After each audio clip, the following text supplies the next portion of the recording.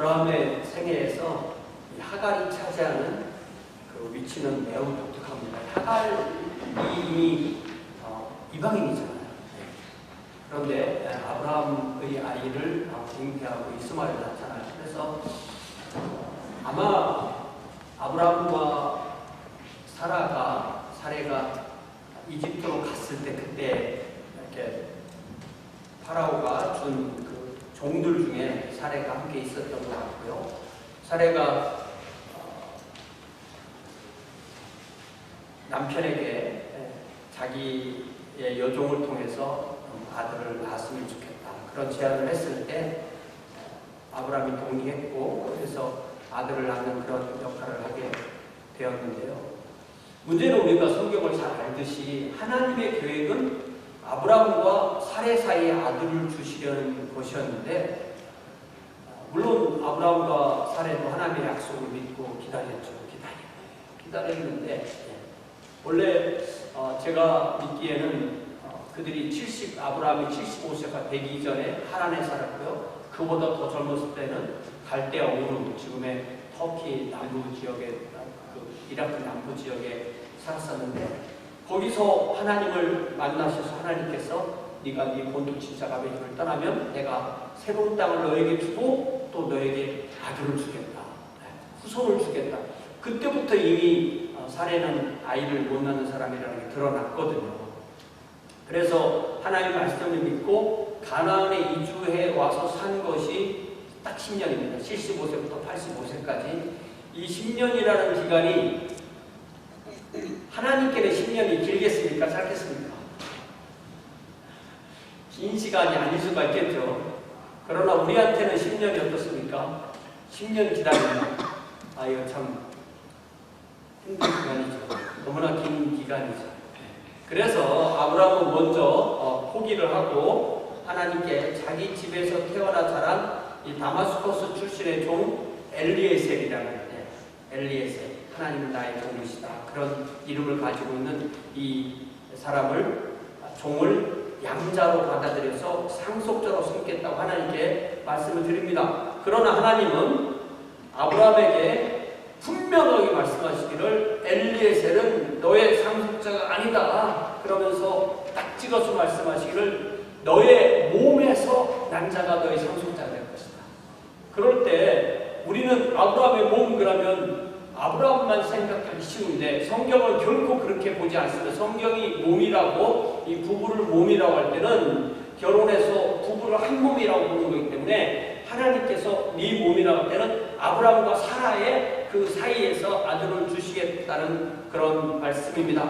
그러시면서 하나님께서는 하늘의 우수한 별처럼 아브라함의 후손이 될 것이다라고 약속하셨습니다. 아브라함은 그 말씀을 딱 붙잡고 하나님과 언약을 맺고, 그 언약식 하는 내용이 우리가 다 지난 챕터에서 다 보았죠. 이렇게 아브라함은 하나님께 주신 약속도 계속 붙들고 있었고, 그 언약식도 하고 언약도 붙들고 있었지만 하나님이 주신다는 그 아들은 생기지 않습니다. 그러면 답은 뭡니까? 하나님은 주신다고 했고 애는 안 생기면 뭐예요? 답은 뭐예요? 안 주시는 거예요? 언제만 줄 거예요? 하나님은 언제 준다는 얘기는 안 하실 거예요. 이게 환장하는 거예요. 왜? 우리는 주로 어떻게 해요? 우리 마음속으로 어떤 때를 정하잖아요. 이때까지 때를 정해놓고 그게 안 이루어지면 하나님이 안 이루어졌다고 하는 거예요. 그러니까 사례도 뭐라고 말하냐면 하나님이 나에게 후사를, 아들을 주지 않으셨으니까 하갈을 취하라, 이렇게 이야기를 합니다. 그러니까 하나님께서 아마 아브라함의 몸에서 태어나게 해준다고 했으니까 아브라함과 나의 여종 사이에 태어나도 이에도 하나님이 주시는 후사겠지, 이렇게 생각을 했고, 아브라함도 별 불평 없이, 참 아브라함 어떨 때 보면 많은 말 잘 들어요. 참 잘 듣습니다. 자기가 바라던 거이기 때문에 그런지 모르겠는데 어쨌든. 그리고 하갈은 그냥 아브라함과 이렇게 동침하자마자 바로 임신합니다. 그런데 우리가 지난주에 보았듯이 이 하갈은 딱 자기가 여종이었는데 임신하자마자 마치 자기가 여주인이 된 것처럼 사례를 아주 멸시하기 시작하는 거예요. 마치 아브라함이 이제는 나를 부인으로 삼고 이 사례는 아마 쫓아낼 수도 있어. 아마 이렇게 생각했는지도 모르겠습니다. 하지만 우리가 지난주에 보았듯이 결과는 정반대였죠. 아브라함은 하갈에 대한 전권은 여주인인 사례에게 있음을 선언하면서 사례의 마음대로 하갈에게 행동하라고 하니까 사례는 그때부터 하갈을 학대했다고 했습니다. 사례는 하갈의 태중에 있는 아기에 대해서는 그렇게 많이 고려하지 않은 것 같아요. 그러면서 내가 뭔가 성급하게 뭔가를 결정한 것이 아니다. 내가 내 남편에게 내 여종 하갈을 준 것이 잘못된 것이 틀린 것 없다. 이렇게 생각했을 수도 있습니다. 그랬을 때 하갈의 입장에서 택할 수 있는 유일한 살 길은 그 집에 있으면 죽을 것 같으니까 사례를 피해서 아브라함의 집에서 도망쳐 나오는 것이었어요. 여기까지가 우리가 지난주에 다룬 내용이고요. 오늘 우리는 이제 16장의 결론까지 보게 되는데요. 이 내용에 하갈이 낳을 아들 이름이 이스마엘이니까 오늘 설교 제목은 아브라함과 이스마엘, 이런 제목으로 우리가 하나님의 말씀을 좀 보겠습니다. 7절을 보세요. 7절을 보니까 하갈이 헤브론에 있던 아브라함의 그 자기 주인의 집에서 떠나서 어디로 가려고 저 길로 들었었을까요? 광야의 샘물곁 곧 술이라는 동네의 길, 그 샘곁까지 갔다고 그랬는데 제가 기도를 열심히 해보니까 이게 이집트로 가는 길이라는 걸 기도에 아는 게 아니라 학자들의 책을 보니까 써있어요. 이건 기도에도 있는데 얼른 책을 봐야 되는데 어디로 가려고 했을까? 그것이 자기가 이집트 사람이니까 이집트로 가려고 자기 본토 친척 어머니 집으로 가려고 그렇게 길을 들어섰는데 저기가 이미 헤브론부터 한 80마일 떨어져요. 80마일이면은 며칠쯤 걸어갈 것 같아요. 자, 80마일은 80km, 50마일. 최소한 여자의 몸으로 한 2, 3일은 아무리 못 걸어도 걸어야 된다. 그러면 이 하갈이 주인 집을 떠나서 뭐 홀몸이겠죠. 뭐 누가 뭐 종이 같이 따라와 주는 것도 아니고 홀몸, 임신한 젊은 여자로서 홀몸으로 가죽 부대에다가 물 다 채우고 길을 떠났을 때 도대체 잠은 어디서 자려고 했을 것이며, 도대체 음식은 어디서 먹으려고 했을 것이며, 도대체 물이 떨어지면 어떻게 하려고 했을 것이며, 도대체 길에서 강도나 치안을 만나면 어떻게 할 것이며, 아무런 생각 없이 일단은 내가 이집트로 가야 산다, 이 생각만 하고 지금 길을 떠나는 것이 분명한 것 같아요.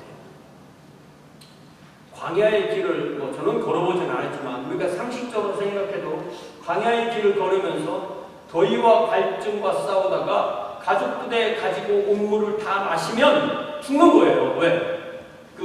그런 광야에 주변에 그 강이 있거나 냇물이 있는 게 아니에요. 냇물은 다 말라있는 냇물뿐이에요. 건천이라고 해서. 그리고 오직 살 수 있는 방법은 오아시스를 만나는 거예요. 그러니까 저기에 샘이라고 번역을 했지만 저게 우리로 말하면 오아시스입니다. 근데 너무나도 신기하게 그 헤브론에서 이집트로 가는 그 광야길에 오아시스가 딱 하나 보이나.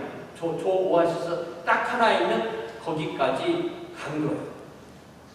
그러니까 하나님께서 하갈을 여기까지 생명을 지켜주시고 보호해 주신 것입니다. 거기 가면은 이제 다시 쉬고 또 물도 마시고 가죽부대 물을 가득 채우고 그 다음에 또 갈 수 있는 거예요. 우리는 이런 은혜를 우리는 일방은총의 은혜라고 합니다. 어떤 내가 물이 필요할 때 물을 받고 음식을 먹고 잠을 자고 쉬고 할 수 있는 그런 은혜를 얻은 것이에요. 그런데 하나님께서 하갈에게 베푸신 은혜는 그런 일방은총으로 끝나는 것이 아니에요. 8절을 보세요. 8절을 보니까 7절에서 나타난 그 여호와의 사자가 8절에 보니까 말을 거는 거예요. 사레의 여종 하갈아.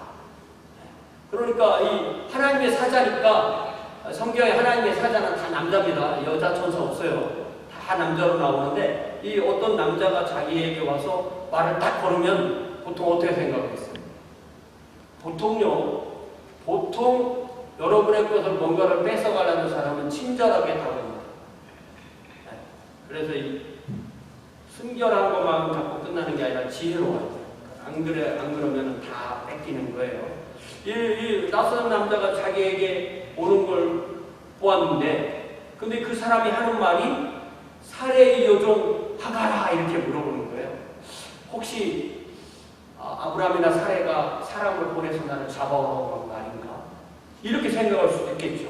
아니면 친절을 가장한 치안이나 강도일까? 아니면 정말 친절한 사람일까? 그러나 하갈은 곧 자기에게 나타나서 사레의 여종 하가라라고 자신의 신분과 이름을 부르니까 자기 주인 아브라함의 하나님 여호와께서 보내신 사자인 것을 직감하게 됩니다. 왜냐하면 사레가 그 집에서 떠나올 때 기도하지 않았겠어요? 기도하면서 올을 때 하나님께서 나를 위해서 도우시는 사자를 보내주셨구나 이런 걸 직감하는 거예요. 여러분 나이가 먹으면요 이 치매에 걸릴 가능성이 있거든요. 너나 할 것 없이 우리가 다들 오래 살게 치매에 걸리는데 성경을 제가 그동안 열심히 연구해 보니까 결론이 하나 나온 게 뭐냐면 하나님이 우리에게 나타나서 뭔가를 하실 때는 반드시 이름을 부르세요. 이름. 그러니까 치매에 걸려서 잊어먹어도 뭐는 잊어먹으면 안 돼? 자기 이름은 남편 이름 잊어먹어. 누구 이름? 자기 이름을 잊어먹으면 안 되는 거야. 정의라 그랬는데 내가 못 알아두면 안 되잖아. 그래서 성경은 항상 오셔서 이름을 부르세요. 이름을 부르시면 하나님께서 우리 각자의 이름을 부르신다는 것은 하나님께서 우리 한 사람 한 사람을 1대1로 대하신다는 거예요. 많은 무리의 하나가 아니라 1대1로 대하세요. 이것을 기록해 보면 단독자라고 했어요. A single individual. 우리 모두는 하나님 앞에 다 1대1로 선다는 거예요. 1대1로 선다는 거예요. 하나님은 아브라함이나 사레와 연결해서가 아니라 하갈을 독립된 사람으로 딱 보고 직접 사자를 하갈에게 보내신 거예요. 그렇기 때문에 저와 여러분도 하나님 앞에서 우리 각자의 이름으로 부르시는 하나님 앞에 각자서는 단독자임을 잊지 맙시다. 뭐라고 말하냐면 네가 어디서 왔고 어디로 가느냐.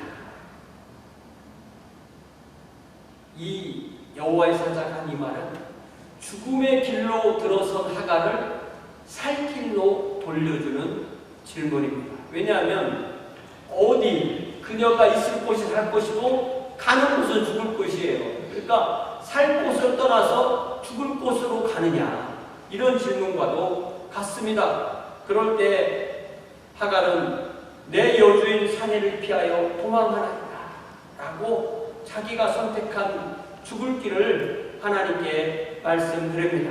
그랬을 때 하나님은 여호와의 사자를 하갈에게 보내어서 그녀를 죽을 길에서 다시 살 길로 돌려주려고 하세요. 제가 어릴 때부터 우리 목사님께 늘 들었던 성경 기술 중에 하나가 잠언 14장 12절인데요. 어떤 길은 사람의 보기에 바르나 필경은 사망이지. 우리가 어떤 길을 볼 때 좋아 보이잖아요. 넓어 보이고 아름다워 보이고 그래서 그 길로 들어서지만 그게 죽을 길이다. 잠언 14장 12절에 그렇게 말씀하십니다. 하갈의 눈에는 자기가 한 길이 죽음으로부터 생명을 지키는 길로 보였습니다. 그러나 그 길의 종국은 사망이 기다리고 있습니다. 때로는 우리도 죽으려면 어떻게 되는지 아세요? 고집을 부려요. 고집이 뭐예요? 잘못된 걸 우기는 걸 고집이라고 그래요. 그러니까 고집 부리면 살 수가 없는 거예요. 성경에서 많은 죄가 고집에 스터번하다고 하는데 우리 제가 YMCA 테니스 코치가 나보고 스터번이라고 너는 내가 가르쳐줘도 안 배운다고 스터번 그래서 제가 그 사람한테 더 그 단어를 많이 배웠는데 이게 하나님 앞에서 잘못된 거를 고집하면 이 하갈이 계속 고집해서 그 길로 가면 죽는 거예요. 하나님께서 하나님의 성령과 하나님의 말씀으로 가르쳐 주시는 살 길로 항상 걸어가는 저와 여러분 되시기를 주님의 이름으로 부탁을 드립니다. 이제 9절을 보세요. 여호와의 사자가 하갈에게 살길은 뭐예요? 살 길에서 죽을 길로 왔으니까 죽을 길에서 어떻게 해야 돼요? 다시 돌이켜서 살 길로 가야 되겠죠. 그러니까 내 여주인에게로 돌아가서 이제는 태도를 바꾸고 멸시하던 태도가 아니라 그 수하에 복종하라. 여주인 사례를 멸시하다가 그녀에게 학대받고 도망치는 사갈에게 하나님은 여주인에게 돌아가 복종하라. 그래야 살고 그래야 내가 그 아이를 낳아 기를 수 있단다. 이렇게 말씀해 주시는 것입니다. 사례와 아브라함 부부가 하갈에게 기대했던 것을 하나님은 이 상태에서 하갈이 가서 죽게 하면은 아브라함과 사례가 계획했던 게 끝나는 거잖아요. 그죠? 잘 생각해 보세요. 그냥 이 하갈이 그냥 가서 죽으면 그냥 가서 어떤 애를 낳았다고 해도 그 애가 아브라함의 자식이 되지 않는 거잖아요. 떨어지는 거잖아요. 그러니까 사례와 아브라함이 하나님의 뜻을 어기고 자기들 뜻대로 하갈을 통해서 아들을 낳으려고 한 그것을 하나님은 이렇게 그들의 뜻을 들어주세요. 이것을 허용이라고 해요. 허용. 그러니까 우리는 성경에서 하나님의 뜻을 하나님의 뜻 1, 하나님의 뜻 2, 하나님의 뜻 1은 하나님의 원초적인 게 그 뭐예요? 아브라함과 사라를 통해서 이삭을 주는 게 하나님의 원초적인 뜻이에요. 그러나 하나님의 허용적인 뜻은 아브라함과 하갈을 통해서 이스마엘이 태어나시는 것입니다. 이렇게 하나님은 아브라함과 사레가 그들의 계획과 그들이 해놓은 일을 이렇게 허용하시는 일을 통하여서 하나님이 또 하시려는 일이 있는 거예요. 그러니까 우리는 하나님을 어떻게 생각하냐면 우리 하나님은 사랑의 하나님이죠. 틀려요, 맞아요? 맞죠? 그러나 우리 하나님은 사랑만 하시지 공의는 없어. 이렇게 들리는 거예요. 하나님은 사랑의 하나님이시지만 공의 하나님이십니다. 우리 하나님은 축복을 주시는 하나님이세요. 맞아요? 맞지? 그러나 우리 하나님은 축복만 주시지 저주는 못 주시는 분이에요. 그럼 틀리는 거예요. 우리 하나님은 구원만 해주시는 분이시지 우리를 안 믿는 사람을 지옥에 보내시는 하나님은 아니다라고 착각하지 마시기 바랍니다. 우리가 원하는 것이 이루어졌다고 해서 그것이 하나님이 원하는 것이라고 그것이 축복과 구원이라고 착각하지 맙시다. 어떤 경우에는 우리가 계획하고 행한 것이 하나님이 저주하시고 심판하시는 결과가 될 수도 있음을 우리는 분명히 알아야 되는 것입니다. 이제 10절을 보겠습니다. 10절 보니까 여호와의 사자가 또 그에게 이르되 내가 내 씨를 크게 번성하여 그 수가 셀 수 없게 하리라. 어서 많이 들어보는 것 같잖아요. 그렇죠? 이게 바로 아브라함에게 하나님께서 계속 하신 말씀이 이 내용이었던 거예요. 그런데 우리가 창세기 12장 2절 3절에서 하나님께서 아브라함에게 주신 말씀과 지금 이 16장 10절에서 하갈에게 주신 말씀을 이렇게 비교해 보면 분명한 차이가 있는 걸 알 수 있어요. 예를 들자면 2절에 보니까 내가 너로 큰 민족을 이루고 내가 네게 복을 주어 내 이름을 창대하겠다. 그러니까 큰 민족이다 이거 같은 거예요. 네. 그러나 너를 축복하는 자에 내가 복을 내리고 너를 저주하는 자에 내가 저주하리니 땅의 모든 족속이 너로 말미암아 복을 얻을 것이다.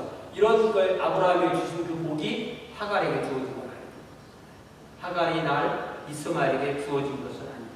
이 두 말씀을 비교해 보면 결국 뭐냐면 하갈이 낳을 이스마엘의 후손은 아브라함에게 허락하신 땅의 모든 족속이 너를 통해서 복을 받았다고 할 때 아브라함이 낳은 자식이지만 그 이스마엘은 아브라함의 그 자손이 아니라 이방인에 속한다. 그러니까 땅의 모든 족속에 이스마엘의 족속은 포함된다. 그러니까 하갈의 아들 이스마엘의 족속은 선민 이스라엘에 속하지 않고 우리처럼 이방인에 속한다는 것을 알 수 있게 됩니다. 이제 11절에 보니까 또 뭐라고 말하냐면 여호와의 사자가 내가 임신했으니까 아들을 낳을 건데 그 이름을 이스마엘이라 하라. 이는 여호와께서 내 고통을 들으셨다. 잘 보면요, 이름은 뭐예요? 이스마엘. 이스마엘. 제가 19살에 신학교 가서 이제 2학년 되니까 히브리어를 배웠는데, 데모하느라고 그때 5.18, 11.6, 5.18 그때잖아요. 하는 공부를 했어요. 근데 조금 기억나는 게 뭐냐면, 히브리어는 모든 동사가 그 원형이 영어는 1인칭 단수, 현재의 원어잖아요. 동사 형태가. 히브리어는 희한하게도 3인칭 남성 단수, 과거형이 그게 기본형이에요.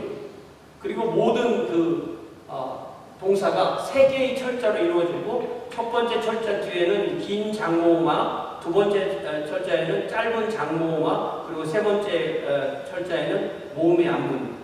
그러니까 예를 들자면 듣는다라는 단어는 S하고 M하고 I로 이루어졌거든요. 그러면 이게 모음을 붙이면, 원래 히브리어는 모음이라는 게 없는 거예요. 사람들이 그 문맥을 보고 모음을 붙여넣는 거거든요. 그래서 이걸 읽으면 샤마가 이게 듣는다라는 말이에요. 그러니까 이스마 이렇게 하면 뭐가 되냐면은 그가 들었다 이런 말이에요.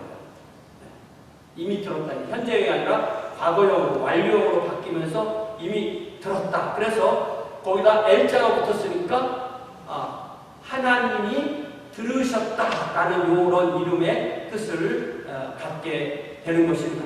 자, 이게 우리가 샤바 이러면 또 뭔가 굉장히 못 들어본 말 같고 웬 설교 시간에 히브리 얘기를 하냐 그렇지만, 우리가 히브리를 모르는 게 아니면 성경에 고유명사가 많잖아. 예를 들면 사무엘 하면 이미 SM이 들어가잖아요. 거기에 SM화가 들어가니까 사무엘은 하나님이 들으셨다. 그러니까 예를 들면 사무엘상 1장 20절을 보니까 한나가 임신하고 때가 이르매 아들을 낳아 사무엘이라 이름하였으니 이는 내가 여호와께 그를 구하였고 주님께서 내 글을 들으셨다. 이게 나를 들으셨다라는 이 샤마가 그 안에 이미 들어있는 거예요. 또 예를 들자면 우리가 더 많이 잘 알고 있는 것이 신명기 6장 4절부터 9절까지를, 4절부터 9절까지를 보통 거기에 나오는 히브리어 첫 단어가 현재 복수 명령형이거든요. 그래서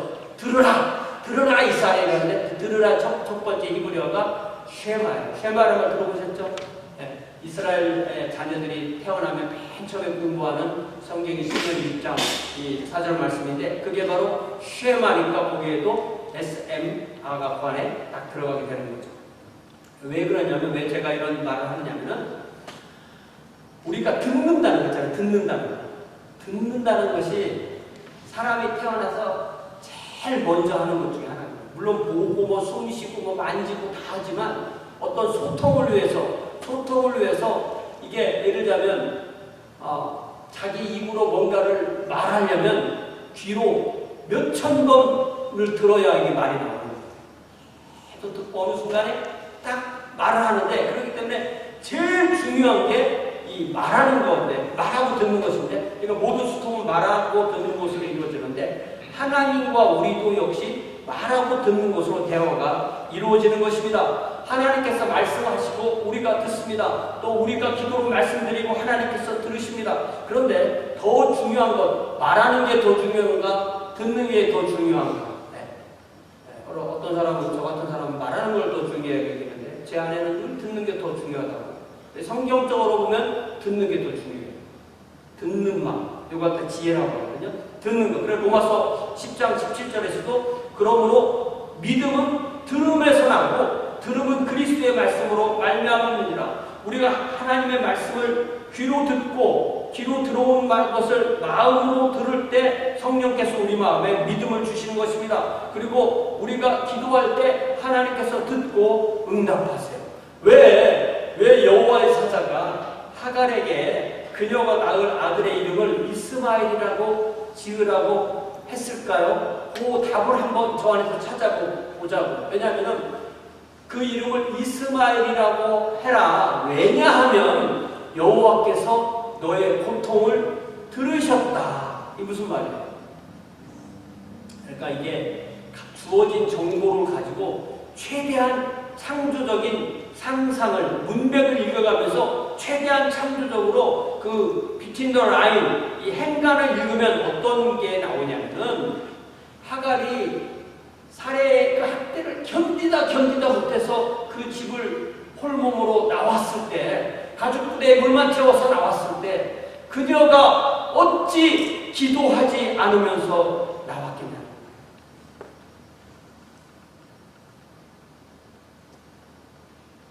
가장 낮은 여인의 가장 갸냘픈 기도, 가장 절박한 기도, 아무도 들어주는 사람도 없는 그 기도를, 그 고통의 기도를, 그 고통을 호소하는 기도를 하나님이 들으셨단다라고 말씀해 주시는 거예요. 하나님이 들으시고 하나님께서 응답하셨다는 것입니다. 그렇기 때문에 하나님이 들으신다는 이스마엘이라는 이름이나, 또 한나가 자기가 아기를 못 낳고 그렇게 마음이 폭폭할 때 하나님께 서원하면서 기도했을 때 하나님께서 들으셨다고 해서 지은 사무엘이라는 이름이나, 이렇게 하갈과 한나처럼 그 정말 가장 밑바닥에서 고통스러웠던 그 여인들의 절박한 기도를 하나님이 들으시고 응답하심을 우리는 이런 말씀을 통해서 알 수 있는 거예요. 그렇기 때문에 기도합시다. 기도하면 하나님이 들어주십니다. 기도하면 하나님께서 응답하세요. 그래서 예레미야 선지자도 하나님께서 예레미야에게 33장 3절을 보니까 너는 내게 부르짖으라. 내가 내게 응답하겠고 내가 알지 못하는 크고 은밀한 일을 내게 보이리라. 그러니까 우리에게는 안 보이는 거예요. 그러나 기도하면 하나님께서 보여주신다는 것입니다. 그러니까 주님의 말씀을 믿고 주님께 기도합시다. 그러면 주님께서 응답하시고 은밀한 일을 행하시는 줄 믿습니다. 자, 12절 말씀 보세요. 이제 12절을 보니까 여호와의 사자는 이스마엘이 들나귀 같은 강력한 존재가 될 것이다. 형제들 사이에서 투쟁하며 살 것이다. 그러니까 아브라함의 아들 이삭과 이삭의 아들 야곱과 그의 후손 또 이스마엘과 이스마엘 후손, 그러니까 아브라함의 아들 이삭, 이삭의 아들 야곱, 그래서 보통 야곱의 자녀를 이스라엘이라고 하거든요. 야곱이 이스라엘이니까. 그리고 이스마엘의 자손이 오늘 아랍 사람들을 이루게 되는데 지금까지 싸우잖아요. 지금까지 싸웁니다. 그런 상황을 이렇게 들나귀 같이 되는 게 그의 손이 모든 사람을 치겠고 모든 사람의 손이 그를 칠지며 그가 모든 형제와 대항하여 살리라. 이렇게 말씀하십니다. 이러한 결과가 우리에게 주는 시사점은 너무나 분명합니다. 나의 오늘 작은 결정이 미래의 나와 미래의 나의 후손의 세대에게 엄청난 축복이 될 수도 있고 엄청난 저주가 될 수도 있기 때문에 오늘 하루 나의 떼어놓는 발걸음, 나의 한마디 기도가 얼마나 중요한지를 알고 하나님의 말씀과 기도로 살아야 하겠습니다. 이제 13절을 봅시다. 이제 하나님의 여호와의 사자는 하갈을 떠났어요. 그러나 여호와의 사자를 만나서 그와 함께 그를 통해서 하나님의 메시지를 받은 하갈은 하나님께 기도만 하고 하나님의 말씀이 없고 여호와의 사자를 만나기 전에 그 하갈과 전혀 다른 여자입니다. 전혀 다른, 똑같은 하갈이긴 하갈인데 전혀 다른 여인이 된 것입니다. 그녀는 이전까지 아브라함의 하나님이 자신에게 아브라함의 하나님을 자기 하나님이라고 고백하긴 했지만 그걸 체험하지 못했던 거예요.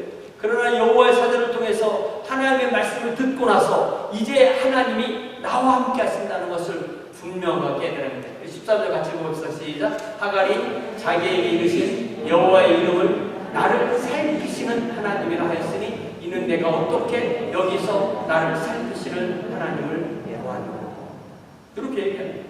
그리고 하갈이 고통 가운데 기도할 때 하나님께서 듣고 하갈의 아들의 이름을 이스마엘이라고 지어주면서 내가 너의 기도를 듣고 있단다. 내가 너와 함께하고 있단다. 네가 나를 바라보고 있지? 너는 나를 바라보았지만, 네, 잘 보면요, I have now seen, 네, the one who sees me. 하나님은 항상 나를 보고 계시는데, 나는 때로는 하나님을 볼 때도 있고 못 볼 때도 있는, 내가 하나님을 바라보았는데 하나님은 지금도 나를 바라보고 계세요. 라고 그래서 나를 살피시는 하나님, 이게 한국말로는 나를 살피시는 하나님, 되게 긴 말 같은데 히브리어는 엘로이, 엘이 하나님이잖아요. 로이 하면 이게 나를 살피시는 이런 뜻이 돼요. 그러니까 이미 나를 살피시는 하나님 그 말 안에는 하갈이 하나님이 그녀의 기도를 듣고 응답하실 뿐만 아니라 불꽃 같은 눈동자로 그녀를 보살피고 또 그녀를 지켜주시고 그녀와 함께하고 있다는 것을 자기가 체험하고, 그렇게 그 체험을 하나님은 나를 보시는 분이야, 나를 지켜보시는 분이야 라고 그렇게 부릅니다. 내가 어떻게 여기서 나를 살피신 하나님을 배웠는가, 이렇게 독박이 갈 때 하갈은 하나님이 언제나 자기를 보고 계셨다는 것을 깨닫고 이렇게 고백하는 것입니다. 여러분, 이게 믿음입니다. 믿음은요, 하나님이 바쁘신데 나를 어떻게 보셔? 이건 굉장히 마음이 들잖아요. 그죠? 내가 이런 것까지 기도하면 하나님 어떻게 들어주셔? 하나님. 근데 하나님은 그렇지 않습니다.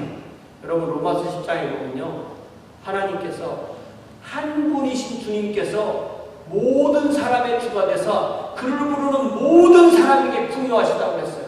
하나님의 복을 피자 잘라서 나눠주실 생각하면 안 됩니다.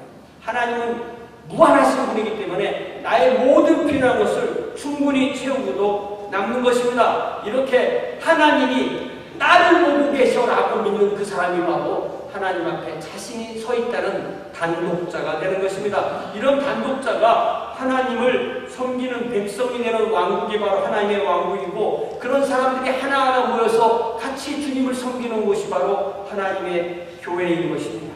그렇기 때문에 하갈이 하나님께서 나를 보고 계셔라는 그 응답으로 믿고 걸어가는 그런 단독자가 되는 저와 여러분 되시기를 주님의 이름으로 부탁을 드립니다.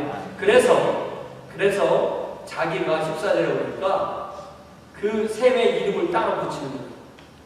그 샘의 이름이 있었겠죠. 근데 자기가 장명을 하는 거예요. 뭐라고 그랬냐면, 부엘은 이게 샘이라는 말이고, 부엘셈 할 때 무조건 성경에 부엘이라는 말 나오면 다 샘이에요. 샘이나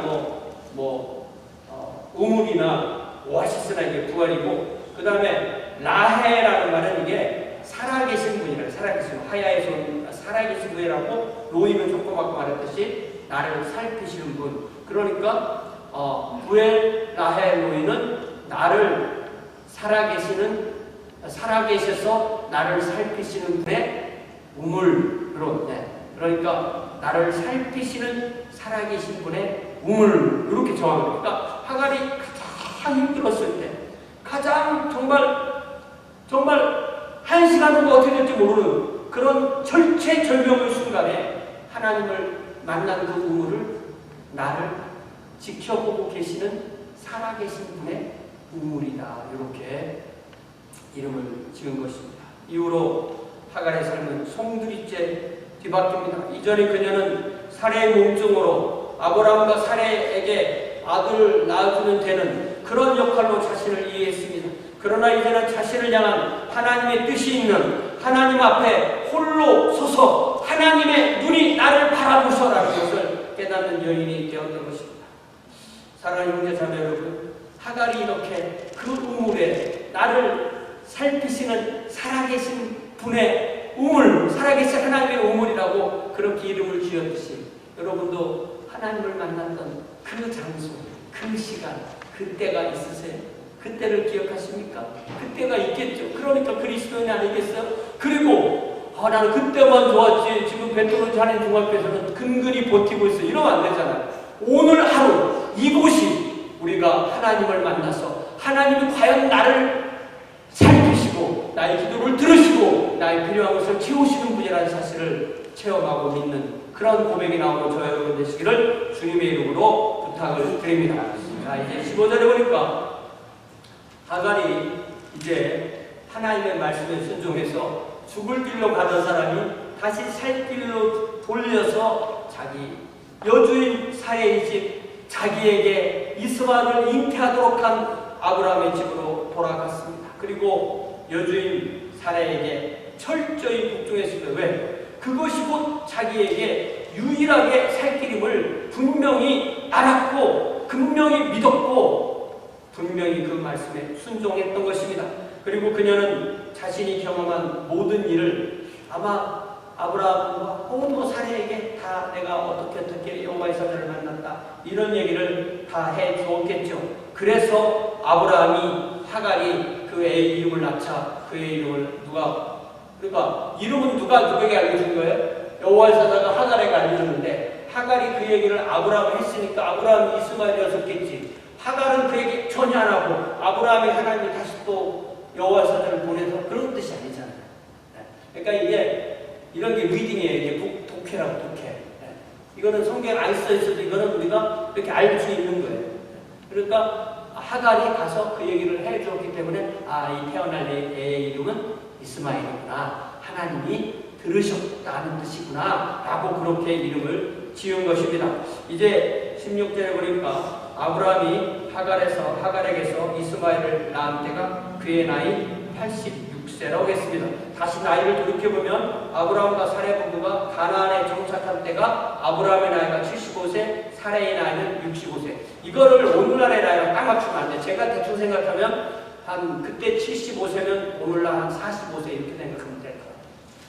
그리고 그러니까 11년 만이니까 86세 11년 만에 아들을 얻었는데 그게 하나님의 뜻이 아니잖아요. 자신들의 방법으로 아들을 얻은 것입니다. 여러분 이제 제가 주보에 17장 1절 말씀을 써드렸는데요. 같이 한번 읽어봅시다. 주보에 같이 한번 읽어봐요. 시작. 아브라함이 99세 때 여호와께서 아브라함에게 나타나사 그에게 이르되 나는 전능한 하나님이라 너는 내 앞에서 행하여 완전하다. 자, 이게 16장 16절하고 17장 1절하고는 몇 절 차이예요? 네? 한 절 차이잖아. 한 절 차이. 근데 그 사이에 몇 년 흘러갔다고요? 13년 흘러간 거예요.